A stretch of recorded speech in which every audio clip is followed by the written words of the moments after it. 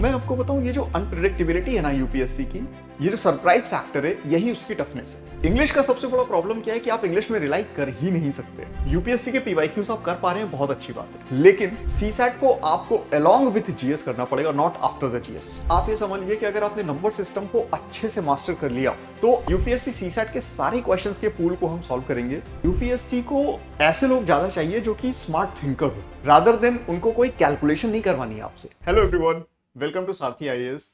बहुत दिनों से बहुत सारे स्टूडेंट्स मुझे मैसेज कर रहे हैं, मुझे कॉल्स कर रहे हैं और मुझे वो बता भी रहे हैं कि उनके साथ एक्चुअली यूपीएससी में क्या हुआ। यूपीएससी 2026 में सीसैट जो था इस बार एक्चुअली एक नाइटमेयर प्रूफ हुआ है। उसका रीज़न बताता हूँ आपको कि बहुत सारे स्टूडेंट्स ऐसे भी हैं जिन्होंने कहा है कि सर मेरे 130 मार्क्स आ रहे हैं, किसी के 125 मार्क्स आ रहे हैं, किसी के 112 मार्क्स आ रहे हैं, किसी के 121 मार्क्स आ रहे हैं, लेकिन उनका सीसैट क्लियर नहीं हो पाया। ठीक।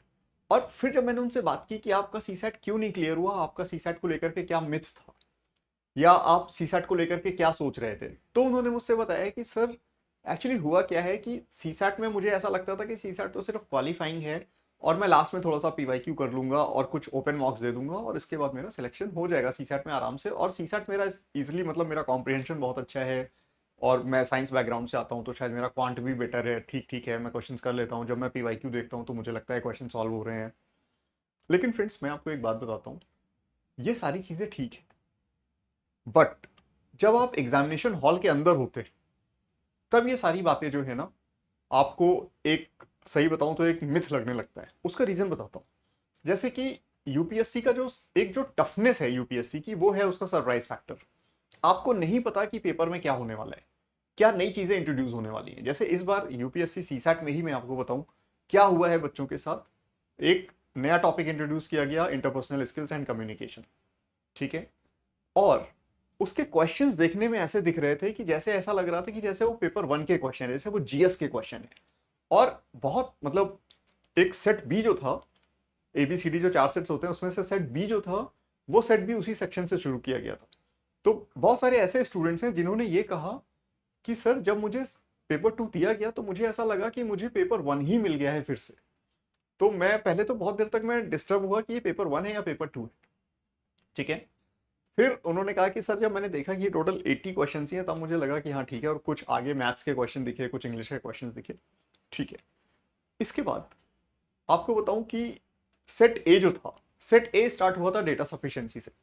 डेटा सफिशिएंसी इस बार एक डिफरेंट फॉर्मेट में पूछा गया था। पहले डेटा सफिशिएंसी में क्वेश्चन लिखा होता था, उसके नीचे उसके 4 ऑप्शंस होते थे। ठीक है। इस बार क्या हुआ कि ऑप्शंस एक साथ लिखे हुए थे और क्वेश्चंस में सिर्फ क्वेश्चन पार्ट था और स्टेटमेंट थे बस। ठीक है। ऑप्शंस नहीं दिए हुए थे। तो बहुत सारे स्टूडेंट्स को कंफ्यूजन ये हुआ, उन्होंने क्वेश्चन पढ़ा, फिर उन्होंने सोचा यार इसके ऑप्शंस कहाँ हैं। ठीक है। तो मैं आपको बताऊं, ये जो अनप्रिडिक्टेबिलिटी है ना यूपीएससी की, ये जो सरप्राइज फैक्टर है, यही उसकी टफनेस है। और होता क्या है कि जब आप यूपीएससी सीसैट का पेपर दे रहे होते हैं स्पेशली, तो आप पेपर 1 पहले करके आए होते हैं, आप सेकंड शिफ्ट में सीसैट दे रहे होते हैं, आप ऑलरेडी बहुत ज्यादा एग्जॉस्टेड होते हैं। बहुत सारी कैलकुलेशंस, मतलब बहुत सारी मेहनत करने के बाद आपके ऊपर एक, आपने पूरे साल भर मेहनत की है पेपर 1 के लिए। ठीक है।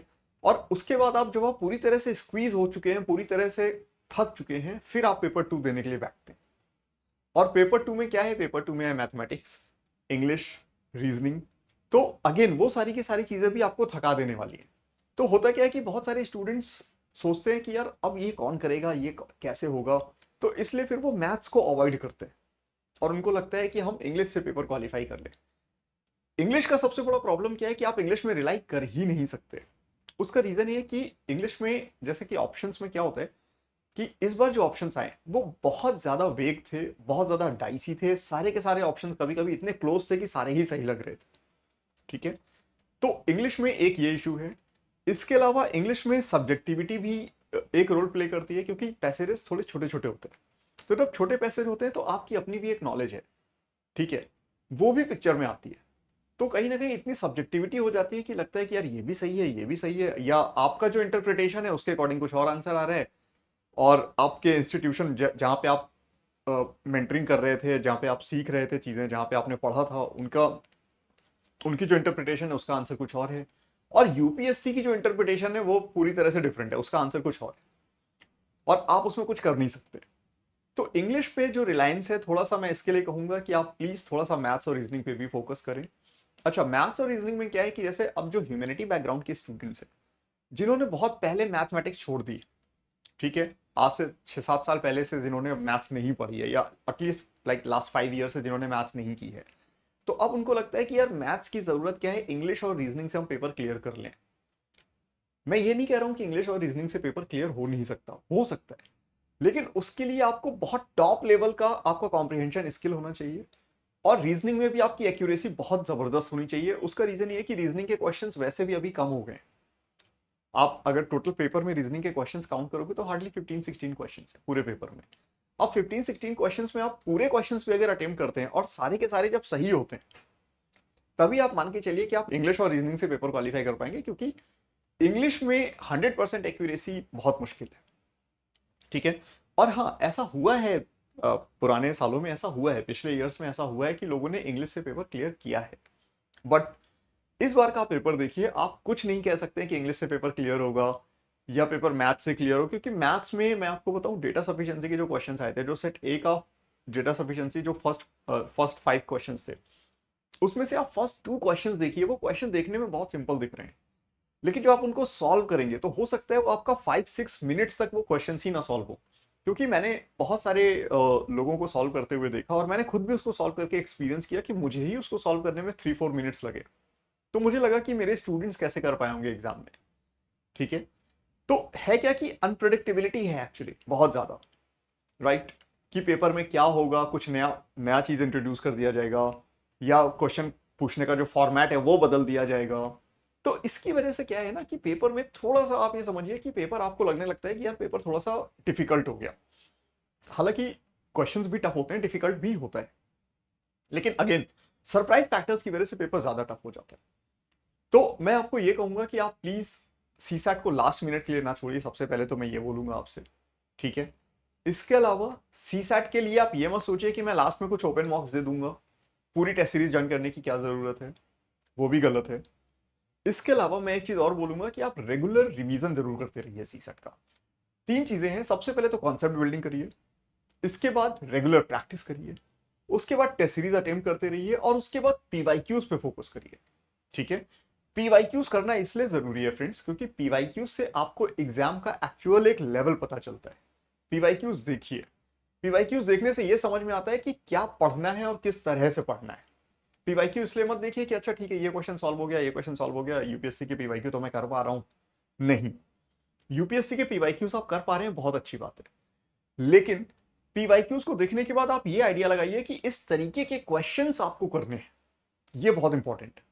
तो पीवाईक्यू के एनालिसिस बहुत जरूरी है, और उस टाइप के क्वेश्चंस भी सॉल्व करने बहुत जरूरी है, ठीक है। तो फ्रेंड्स, ये सारी जो प्रॉब्लम्स हैं, इनके लिए एक सोल्यूशन है कि देखिए, मैं आपको बताऊं कि अभी तक हम लोग एजुकेटर्स भी ऐसा बोलते थे कि सीसैट को जनवरी से स्टार्ट कर लो, या सीसैट को दिसंबर से स्टार्ट कर लो, क्योंकि दिसंबर तक आप लोग मेंस रेडी होने की कोशिश करते हैं, और सीसैट को बाद में देख लिया जाएगा, जनवरी ऑनवर्ड्स हम सीसैट पढ़ लेंगे। लेकिन मैं आपको बताऊं, अब वो टाइम नहीं रहा। सीसैट को आपको अलोंग विथ जीएस करना पड़ेगा, नॉट आफ्टर द जीएस, ठीक है।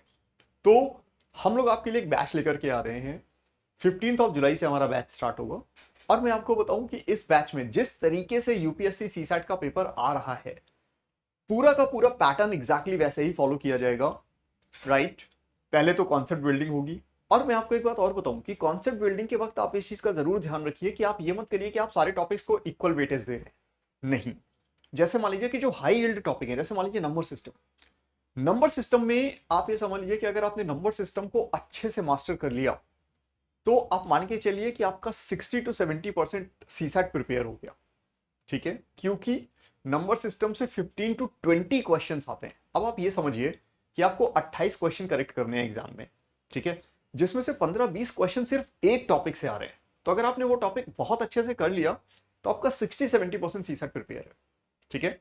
तो जब आप प्रिपरेशन करें तो इस बात का जरूर ध्यान रखें कि हाई यील्डेड टॉपिक कौन से, मोस्ट प्रोडक्टिव टॉपिक्स कौन से, सबसे ज्यादा फोकस वहां पे करें।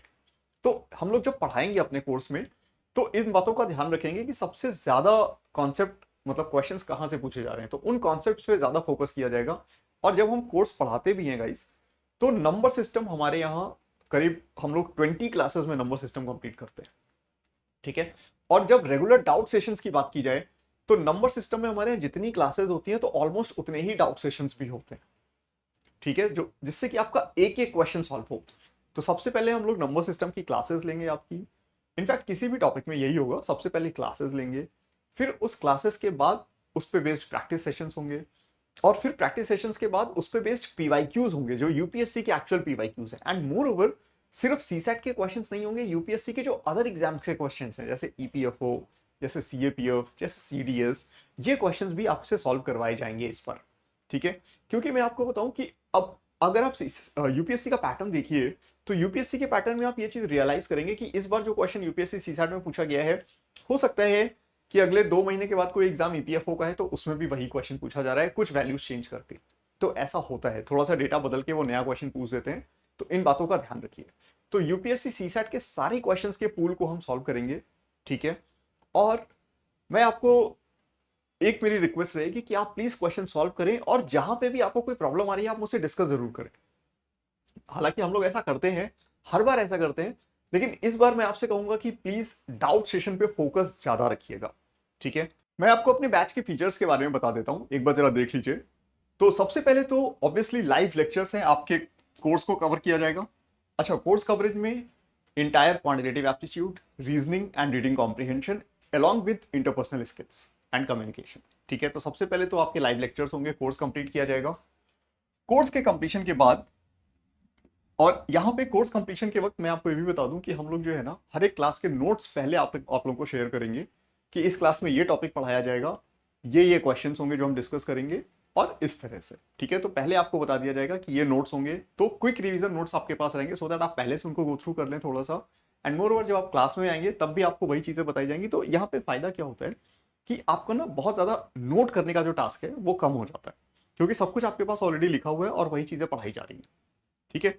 तो आपको सिर्फ देखना है कि हाँ ये कवर हुआ, ये कवर हुआ, ये कवर हुआ, और इसको समझना है। मतलब मैथ्स में ना चीजों को समझने पे ज्यादा फोकस करिए, क्योंकि मैं आपको बताऊं यूपीएससी भी जो है ना, यूपीएससी को ऐसे लोग ज्यादा चाहिए जो कि स्मार्ट थिंकर हो, रादर देन उनको कोई कैलकुलेशन नहीं करवानी है आपसे। ये आप समझिए, आपकी थॉट प्रोसेस कैसी है, आप सोच कितना पाते हैं, आप मुश्किल वक्त में कैसे चीजों के सोल्यूशन निकालते हैं, ये ज्यादा इंपॉर्टेंट है। क्योंकि उनको ना एक आईएएस ऑफिसर को ट्रबल शूटर होना चाहिए, आईएएस ऑफिसर को एक मैथमेटिशियन होने की जरूरत नहीं है, ठीक है। अच्छा, इसके अलावा डाउट रिजोल्यूशन, ये एक बहुत इंपॉर्टेंट सेक्शन है हमारी प्रिपरेशन में। यहां पे हम लोग बहुत काम करते हैं, एक एक क्वेश्चन सॉल्व किया जाता है और तब तक डिस्कस किया जाता है जब तक आप पूरी तरह से सेटिस्फाइड ना हो जाए, ठीक है। क्लास में भी देखिए, ऑनलाइन पे भी और ऑफलाइन पे भी हमारा इक्वली फोकस रहता है, ठीक है।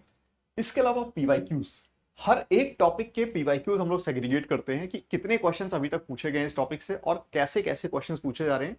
तो एक टॉपिक जैसे मान लीजिए डायरेक्शन सेंस है, तो डायरेक्शन सेंस से अभी तक यूपीएससी ने कितने क्वेश्चंस पूछे हैं वो सारे के सारे क्वेश्चंस एक जगह निकाले जाएंगे, और जब आप डायरेक्शन सेंस करेंगे तो उनका डिस्कशन होगा वहां पे, ठीक है। तो पहले टॉपिक का डिस्कशन, फिर उसके कुछ प्रैक्टिस क्वेश्चंस, और फिर उस पर पीवाईक्यू के, यूपीएससी के पीवाईक्यूज और कुछ अदर एग्जाम्स के पीवाईक्यूज भी।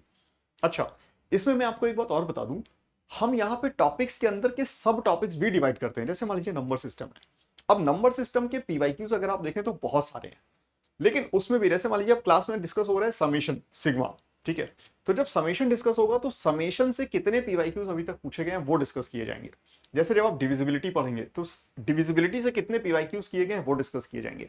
इसी तरह से जब आप एलसीएम एचसीएफ करेंगे तो एलसीएम एचसीएफ से अभी तक कितने पीवाईक्यूज पूछे गए हैं और कौन कौन से टाइप के क्वेश्चन पूछे गए हैं वो सारे के सारे डिस्कस किए जाएंगे, ठीक है। अच्छा, इसके बाद dedicated live question practice session. देखिए एवरीवन, क्वेश्चंस तो हम लोग प्रैक्टिस करते ही हैं एग्जाम में, लेकिन यहां पे मैं आपको बताऊं, यहां पे सिर्फ और सिर्फ आपको क्वेश्चन दिया जाएगा और आपसे पूछा जाएगा कि मुझे ये बताइए एग्जामिनेशन में ये क्वेश्चन कैसे सॉल्व करेंगे आप, ठीक है। क्योंकि देखिए क्या होता है, मैं आपको बताऊं, एग्जाम में क्वेश्चन करना और अपने क्लासरूम में बैठ करके क्वेश्चन करने में बहुत डिफरेंस है। उसका रीजन है, अब जैसे मान लीजिए कि एक क्वेश्चन है, इस बार जो क्वेश्चन पूछा गया था कि अगर आप 10 to 100 लिखते हैं तो 5 कितनी बार अपीयर होता है, या 10 to 99 लिखते हैं तो 5 कितनी बार अपीयर होता है, शायद ये क्वेश्चन था। तो अब ये क्वेश्चन ऐसा नहीं है कि आप कर नहीं पाएंगे, आप 10 to 99 लिखिए, 5 काउंट कर लीजिए, वैसे भी किया जा सकता है। बट एग्जामिनेशन की डिमांड वो नहीं है। एग्जामिनेशन में आपको टाइम सेव करना है, इस बात का ध्यान रखिए। तो आपको कॉन्सेप्ट क्लियर होना चाहिए कि ये क्वेश्चन एग्जाम में कैसे किया जाएगा। ये जस्ट एक एग्जाम्पल है, ऐसे बहुत सारे क्वेश्चन आपको बताए जाएंगे, ठीक है। अच्छा, इसके बाद देखिए प्रिंटेड बुक। देखिए एवरीवन, हम लोग जब पढ़ाते हैं तो बहुत सारे क्वेश्चंस वैसे भी हम लोग प्रैक्टिस कराते हैं, लेकिन अदर देन दैट अगर आपको और क्वेश्चन चाहिए तो उसके लिए आप हमारी बुक के साथ जा सकते हैं, राइट, जो हमारे अपने पोर्टल पे अवेलेबल है, अमेजॉन पे भी अवेलेबल है, आप वहां से देख सकते हैं, ठीक है। और इसके अलावा year long test series, everyone year long test series एक बहुत ही जो है पावरफुल फीचर है, क्योंकि इस बार हमारे पास बहुत डिमांड आई थी कि सर हमें यूपीएससी सीसैट से थ्रू आउट द ईयर हमें जो है उसके टच में रहना है, अपना रिदम बना करके रखना है, तो प्लीज सर एक ईयर लॉन्ग टेस्ट सीरीज लाइए और जो कि स्ट्रिक्टली यूपीएससी के पैटर्न पे बेस्ड हो। तो फ्रेंड्स, आप लोगों की डिमांड पे हम लोगों ने ईयर लॉन्ग टेस्ट सीरीज भी बनाई है इस बार, जो कि इस बैच में रहेगी आप लोगों के लिए, ठीक है। अब मैं आपको बता देता हूँ बैच के वेरिएंट्स क्या क्या हैं, जरा ये समझ लीजिए। यस एवरीवन, तो अब मैं आपको बताता हूँ कि बैच के वेरिएंट्स क्या क्या हैं। देखिए, हमारा जो प्रोग्राम है वो 3 वेरिएंट्स में डिवाइडेड है, base, plus and pro. Base, plus and pro, और इनके फीचर्स क्या क्या है ये समझ लीजिए। तो जहां तक बेसिक प्रिपरेशन की बात है, वो तीनों ही प्रोग्राम्स में अवेलेबल है, जो बेसिक फीचर्स की बात है, ठीक है। बेसिक फीचर्स में क्या है, live lectures, notes, doubt resolutions and PYQ solutions, ठीक है। तो ये आपको सब में मिलेगा, ठीक है। इसके अलावा live question practice and printed book, ये आपके प्लस प्रोग्राम में इंक्लूडेड है, और ईयर लॉन्ग टेस्ट सीरीज ये आपकी प्रो प्रोग्राम में इंक्लूडेड है, ठीक है। और इनके प्राइसेस आपको दिख रहे हैं ऑनलाइन ऑफलाइन, वो आप अपने अकॉर्डिंग देख लीजिएगा, राइट। तो मैं आपको ये बता दूं कि इस बार जो है ना, हमारे पास स्टूडेंट्स की जैसे जैसे डिमांड आती गई, हम लोगों ने वैसे वैसे प्रोग्राम्स डिजाइन किए, क्योंकि कुछ लोगों की डिमांड है कि सर हमें कंप्लीट प्रोग्राम चाहिए जिसमें टेस्ट सीरीज भी हो, जिसमें प्रिंटेड बुक्स भी हो, और जिसमें इंटायर आपका जो लाइव लेक्चर्स भी हो, डाउट सेशंस भी हो, सब कुछ हो। कुछ लोगों ने ऑलरेडी बुक खरीद रखी है अमेजोन से या हमारे अपने पोर्टल से, तो उन्होंने कहा सर हमें बुक नहीं चाहिए, हमें आप सिर्फ कोर्स दे दीजिए, ठीक है। तो ये उनके लिए था। कुछ लोगों ने कहा कि सर हम ऑलरेडी किसी किसी कोचिंग से कहीं कहीं से पढ़ चुके हैं, हमें सर अब सिर्फ जो है टच में रहना है चीज़ों के, और मुझे बुक नहीं चाहिए, मुझे टेस्ट सीरीज नहीं चाहिए, लेकिन हाँ मुझे थोड़ा सा ना कोर्स के टच में रहना है, आपके साथ डाउट्स सॉल्व करने हैं, पीवाईक्यूज देखना है, तो उनके लिए एक अलग प्रोग्राम है। तो फ्रेंड, आप जिस भी कैटेगरी में फॉलो करते हैं, आपके लिए अपना प्रोग्राम है, आप इसको देख लीजिए, ठीक है। आप इसमें से जो प्रोग्राम आपको रिक्वायर्ड है आप ज्वाइन कर सकते हैं। एंड मोर ओवर मैं आपको एक बात बताता हूँ कि अगर आप ऑफलाइन ज्वाइन करते हैं, ठीक है, तो आपको ऑनलाइन का एक्सेस मिलेगा, और आपकी ये जो एक्सेस है ये प्रीलिम्स तक अवेलेबल रहेगा, और अनलिमिटेड नंबर ऑफ टाइम्स आप इसको वॉच कर सकते हैं, ठीक है। प्रीलिम्स तक मतलब यूपीएससी सीसैट 2027 प्रीलिम्स तक ये क्लासेस आपके लिए वैलिड रहेंगी अपने पोर्टल पे, और अनलिमिटेड नंबर ऑफ टाइम्स आप इनको देख सकते हैं। तो प्लीज परेशान होने की जरूरत नहीं है, क्योंकि देखिए कोर्स जो बैच है वो तो 3 महीने में खत्म हो जाएगा, लेकिन ऑब्वियसली आपको रिवीजन करते रहना है, आपको टच में रहना है चीजों के, कभी भी जरूरत पड़े आप क्लासेस उठा के दोबारा देख लीजिए, ठीक है। ओके एवरीवन, हमारा ये जो बैच स्टार्ट हो रहा है 15 जुलाई से स्टार्ट हो रहा है। क्लासेस जो होंगी Monday to Thursday 9 to 11, 4 days a week, इस तरह से होंगी। मैं रिपीट कर देता हूं, Monday to Thursday 4 days a week, 9 to 11 classes होंगी। बैच स्टार्ट हो रहा है थर्सडे को, 15 जुलाई को। थर्सडे को सिर्फ ओरिएंटेशन सेशन होगा 9 to 11, और क्लासेस शुरू होंगी मंडे से। और मंडे को हम लोग क्वांटिटेटिव एप्टीट्यूड से शुरू करेंगे। क्वांटिटेटिव एप्टीट्यूड का मतलब पहले हम लोग उसमें बेसिक अर्थमेटिक शुरू करेंगे और उसके बाद नंबर सिस्टम पे चलेंगे, ठीक है। तो ये रहेगा आपका कोर्स स्ट्रक्चर, ठीक है everyone. So see you in the batch guys, thank you everyone, thank you.